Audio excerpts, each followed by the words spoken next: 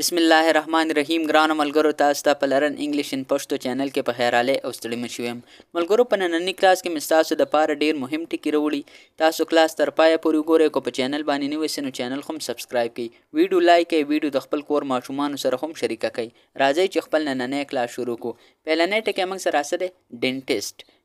څه ته وي د غاښونو ډاکټر ته یعنی تاسو نه څوک ته پوښتنه کوي چې غاښونو ډاکټر ته په انګلیش کې څه وي تاسو ورته سمپل ویل شي ډینټیست بل ټکی موږ سره سره اپټومټریست څه ته ویل شي دا د سترګو ډاکټر ته وي یعنی کم کس چې د سترګو سپیشلیست هغه ته موږ وي اپټومټریست فارمیسی درملتون فارمیسی چې کومه ده په دې کې به تاسو د څه ملاویږي په دې کې به تاسو دارو وغیره ملاویږي یعنی تاسو چې څه قسمه دوی وغیره لې دا به تاسو ته په فارمیسی کې ملاویږي انجکشن څه ته وي پچکارۍ ته یعنی پچکارۍ ته تاسو په انګلیش کې سمپل څه ویل شي انجکشن کلینیک څه ته ویل شي کلینیک موږ هغه ځای ته ویل شي چې په کوم ځای کې ډاکټر ناستي د مریضانو علاج کوي نو دې ته ویل شي کلینیک ایکس رے څه ته ویل شي دا موږ دې ته وی کله چې د یو کس اډوکې وغیره د نمات شي یا مات نه هغه ځای درد کوي نو ډاکټر ول ایکس رے وکړي نو د هغې چې دنه کم تصویري هغه ورته ښکاره شي نو بیا تا ته وی چې ستا دا ځای مات دی یا کم ځای مات دی یا ټیک دی نو تا ته د ایکس رے په مدد سمانی ویل شي چې مطلب ستا د ځکه دا مسله ده الټراساوند چې کومه دی دا مطلب دې ته موږ په پښتو کې الټراساوند وایي دا موږ د مختلف ارڅ لپاره استعمالو بلډ ټیسټ د وینې معاینه یعنی د وینې معاینه خل په کم ټیم کې کوي اوس مثال خبره ستا تبی معدې تبه دی یا نور قسم تبی ستایي نو طالب د بلډ ټیسټ وکړي چې یعنی ستا دا وجه د څه د وجې نه ده یا د بلډ ټیسټ دې لپاره هم کیدای شي چې مطلب د یو انسان اینه بدن کې کم شوي زیاته شوي وایټ بلډ سیل یا ریډ بلډ سیل چې کوم نه دا کم دی یا زیات دي فریکچر څه ته ویل شي ماتېدلو ته یعنی کله چې د انسان خپل لاس سخم مات شي دې ته په انګلیش کې سمپل څه ویل شي فریکچر اپریشن چې کومه ده دا وی عملیاتو ته یعنی مثال خبره ستا یو ځای او هغه کې مطلب ډیره مسلې هغه په دوایان وغیره باندې نه ټیکيږي نو ډاکټر به بیا تعالی اپریشن کې د هغه ځای چې څومره ارسي هغه ټول بدل لګوري هغه ځای بدل راسپړي نو دې ته موږ ویل شو اپریشن ډایګنوسیس څه ته ویل شي دا موږ تشخیص ته وي ډایګنوسیس موږ دې ته وي مثال خبره اوس یو کس دی بیمار دی او هغه معاینه چې کله ډاکټر وکړي نو په هغه کې یو بیماری روزي نو کله چې پکې بیماری روزي نو دې راوتلو ته څه ویل شي ډایګنوسیس پرسکرپشن دې ته وي کله چې ته یو ډاکټر لاړ شو هغه ته وي چې دا ګولۍ به ته په ناره خوري دا به په مړه خوري یا به ته دا خوراک کې دا به نه کوې نو دې ته ویل شي پرسکرپشن لنګز څه ته ویل شي سږي ته یعنی د انسان په بدن کې چې راکمې پیپړي کم په ذریعه باندې چې موږ ساه اخلو نو دې ته ویل شي لنګز بونز وي هډوکو ته یعنی د انسان په بدن کې چې کم ځای کې هډوکي هغې ته موږ ویل شو بونز سکن چې کومه دی د انسان پوستکی یعنی د انسان په بدن باندې چې راکمه چمړی دي ته تاسو څه ویل شي سکن انفیکشن څه ته وي عفونیت ته موږ وي یعنی کله چې یو انسان د مطلب یو سیز انفیکشن ورته وشي یعنی مثال خبره دی یو سیز نه هغه کله انفیکټډ شي نو دې ته موږ څه ویل شو انفیکشن او عفونیت ورته موږ په پښتو کې ویل شو درد څه ته ویل شي چې کله یو انسان باندې درد هغې ته موږ ویل شو پین هیډیک د سر درد کله چې د انسان په سر باندې درد دي ته موږ په انګلیش کې سمپل ویل شو هیډیک سټامک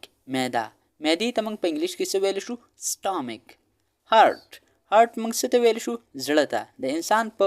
بدن کې چې کم زړی ګس طرف ته دا چې کم دا ډبیږي نو دې ته موږ څه ویل شو دې ته موږ هارت ویل شو په دې کې بیا نور هم خبرې ډېرې دي او تاسو صرف دومره زده کړئ چې هارت وایي څه ته انجکشن څه ته ویل شي دا موږ پچکارۍ ته وي دا تاسو ته ما مخکې هم ویلي ویکسین چې کومه دی دې ته موږ په پښتو کې هم ویکسین وي دا ویکسین دې کې تاسو فرق اوس وپېژنئ ویکسین موږ هغه سیز ته ویلی شو کله چې یو انسان بیمار نه وي د بیمارۍ نه انسان ته دا سیز مخکې میلاو شي یعنی دا هم یو دوی شانتې د ستنې په ذریعه به درکوي دا چې کله انسان بیمار نه وي د هغې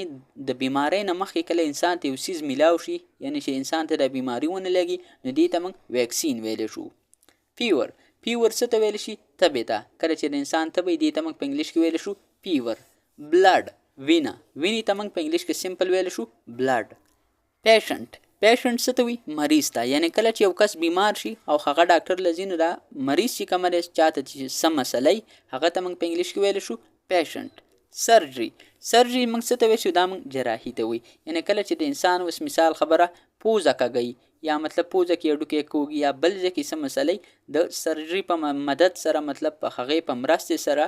د هغه چې کوم هډوکی وغیره څه کوږي هغه والله ټیکي، یا انسان اوس مثال خبره بدرنګي هغه لپاره سرجري وشي، هغه چې کوم کلر هغه هم چینج کېږي، هغه چې د بدن کومه سیمیټري یعنې شکل هغه هم د سرجري په مدد سره ټیک کیدی شي. ایمرجنسي بیړني حالت. ایمرجنسي به تاسو کو چرته هسپتال ته تللی سئ، ایمرجنسي یو ځای کله چې انسان مطلب ډیر سیریسي یعنی ډیر په مشکل حالت کې او هغه د پاره مطلب ټیم نه ورکول پکار چې مطلب ایمرجنسي ته ډایرکټ کړي نو اکسیډنټ وغیرہ چا کړي له وغیرہ مسله ورته نو دا ایمرجنسي ته وړي. ټریټمنټ څه ته وي؟ علاج ته. ډاکټر چې کوم دی دا موږ سمپل ډاکټر ته وي. نرس چې کوم دی دا موږ نرسي ته وي. اوس مثال خبره اوس په هسپتال کې چې کوم ښځی دې ته تاسو په انګلیش کې سمپل ویلی شي نرس. هاسپیټل څه ته وي؟ دې ته موږ په پښتو کې روغتون وي. یعنې کله چې یو انسان بیمار شي هغه هاسپیټل ته ځي، یا مطلب هاسپیټل چې کومه دی دا یو داسې ځای چې دلته د ډیرو مریضانو علاج کیږي نو دې ته موږ ویلی شو هاسپیټل. میډیسن څه ته ویل شي؟ دا دوا ته وي. میډیسن او ویکسین کې فرق سو. ویکسین چې کله یو کس بیمار شي مطلب بیماری نه مخکې هغه ته ویکسین ملاویږي، او په میډیسنز کې صرف دا فرق دی چې کله انسان بیمار شي د بیماری نه بعد هغه ته کومه دوایي ملاویږي دې ته میډیسنز ویلی شي. او ویکسین چې څنګه تاسو ته ما ویلې چې کله یو کس بیمار شوی نه خو هغه دپاره دغه ویکسین ورکي، یعنی چې دې کس ته دا بیماری ونه لګي نو دا دې دواړو کې سمپل فرق دی. ملګرو دا زمونږ نننی کلاس چې پای ته ورسېدو. اوس ماله اجازت راکئ ما په خپلو دواګانو کې یاد ساتئ او د خپل ځان خو ډېر یاد ساتئ. کو چېرته تاسو ته په دې کې یا په نور څه قسمه هر څه کې مسئلې نو تاسو ما ته بالکل په کمنټ سیکشن کې کمنټ کولی شئ. زه به تاسو ته په هغه ټاپک باندې ویډیو راوړم او تاسو ته به زه په اسانه طریقې سره ایکسپلین کوم.